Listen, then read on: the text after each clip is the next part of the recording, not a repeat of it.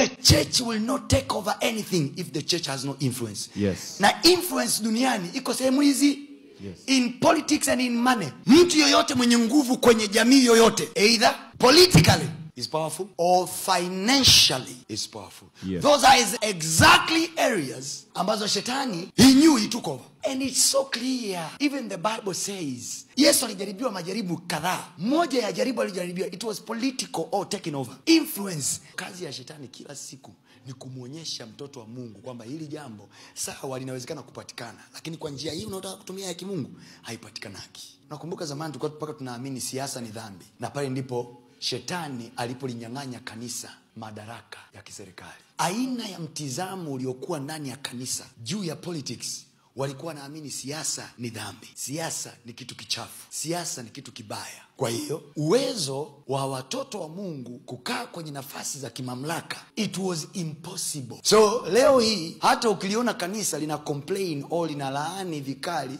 baadhi ya mambo yasiyopendeza labda kwenye serikali au kwenye uongozi, they are doing it too late. Mtoto unayemlea ndio unaweza kumkemea. Ndani ya kanisa watoto wa Mungu hawakuonyeshwa possibility that they can become this. Hiyo ni side ya politics. It is the same thing kwenye side ya finance. Amen. And wealth. Mpaka leo hii kwenye mambo ya utajiri na fedha na mali, kanisa bado lina debate kwamba are we supposed to take over or not? Ngoja nikwambie kitu. Aliyeona Goliati anapigika ndio aliyedea kumfuata mfalme. Wengine wote waliona Goliati apigiki. Tofauti ya Daudi na hao wengine ni nini? Wote ni wana wa Israeli. Wote Mungu yuko juu yao. Wote Mungu yuko upande wao. Kwa nini hao wengine wanatukanwa na Goliati? Lakini kwa nini huyu mmoja anasema Mfilisti huyu asiyetairiwa atakuwa sawa sawa na simba na dubu? Yaani Daudi anasema kwenye maisha yangu nimewahi kuua simba na dubu. Kwenye listi ya simba na dubu ongeza na Goliati. Maana yake mbele za Daudi amemgrade Goliati ni kama mnyama, naweza nikachinja saa yote. Lakini mbele za Wayahudi wengine including kaka zake, wametoka familia moja, yes,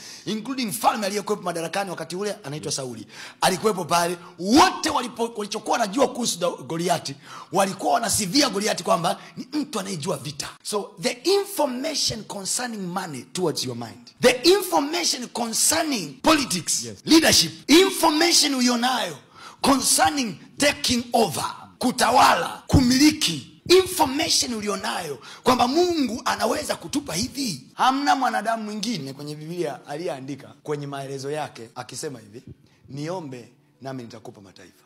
Only David. So David in his mind, he knew God can give me nations. Yes. One man. Hajasema niombeni, amesema niombe nami nitakupa mataifa kwa urithi wako, sio urithi wenu, wako. So you can ask God the whole nation for you. Now, it is impossible if there is no strategy. Kanisa la Mungu likikosa strategy, haliwezi kutake over. Strategy pekee ambayo Mungu ametupa kama kanisa ni maombi. Sisi tunaomba, lakini tunaomba kwa kukosea. Why? Because ndani ya fahamu zetu, kama mind ziko corrupted, kama mind zina mtizamo wrong, ataomba maombi wrong. So whatever we are going to pray will depend on our understanding. Kama tutatake over, kama tutamiliki na kutawala, there must be strategy. Yes. Strategy pekee, namna pekee ya kimungu anayoitumia ili kuwapa watoto wake vitu ni prayer. Now the question is, wakiomba wanaomba nini? Simple. Yesu aliwahi kusema hampati kwa sababu hamuombi. Period. Kwa ukiona watoto wa Mungu hawana chochote ambacho hawana, Biblia inasema hawajaomba. Kama wanaomba, basi wanaomba vibaya. Kwa the only way watoto wa Mungu watapata kama wanaomba. Na kama pia wameomba na hawajapata, wa review maombi yao, probably wanaomba vibaya. Kuna mahali anaandika kwenye kitabu cha Ufunuo, I believe, anasema mpaka siku za mwisho ambazo falme zote za dunia zitakuwa ni falme za Mungu wetu. Malaika wa 7 akapiga baragumu, pakawa na nini? Na sauti kuu katika mbingu, zikisema, ufalme wa dunia umekwisha kuwa ufalme wa Bwana wetu na Kristo wake, naye atamiliki hata milele na milele. Ufalme wa dunia umekwisha kuwa ufalme. Sasa angalia, hajasema ufalme wa kuzimu, yes, amesema ufalme wa dunia. Maana yake he is speaking of humanly, he is speaking of authorities, politics. So kama sasa hivi ndio unakuwa ufalme wa Mungu wetu na Kristo wake, ulikuwa ni wanani mwanzoni? Now it's good to know we are in the last days. Yes. So anayeclaim, anahubiri injili ya maandalizi kwamba kanisa liandaliwa kwa ajili ya unyakuo, akubali pia. Kabla kanisa halijafika kwenye maandalizi ya unyakuo, anasema hivi, malaika atapiga baragumu nyakati hizo kuelekea mwishoni. Yes. Anasema hivi, ufalme wa dunia utakuwa ni mali ya Mungu na Kristo wake. Do you know the meaning of that? Maana yake Mungu anasema I'm giving a room for my people to take over. Natoa fursa na nafasi kwa watoto wangu ku take over. Kwenye fahamu zao, je, wanaona it is possible? Rudi miaka michache nyuma, the word politics kanisani ni tatizo. Tunaamini siasa ni uchawi.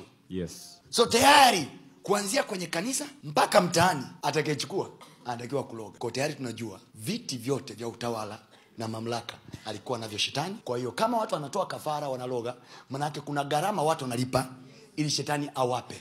Listen, prayer is exposure. Amen. You pray according to your exposure. Wewe kama hujui ng'ambo kuna nini, huwezi kudemand cha ng'ambo. Hamna maajabu utakayoyapata. Kila mtu na maajabu yake anayotaka kutoka